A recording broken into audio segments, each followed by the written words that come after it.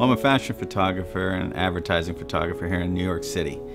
And I've been here for 11 years now.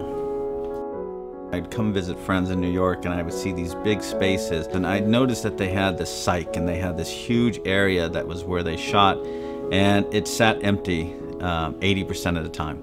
And I thought, I don't understand, the rent's so expensive in New York. Why aren't people like multi-purposing these spaces? It's like there's just this wasted dead space. When I moved into this space or bought this space and designed it, it gave me a lot more freedom. It had everything I was looking for, and the freedom to build my own studio from scratch just allowed me to have a lot more flexibility in my scheduling and my production capabilities. I think having a commute that's about 3 feet is one of the best things about it.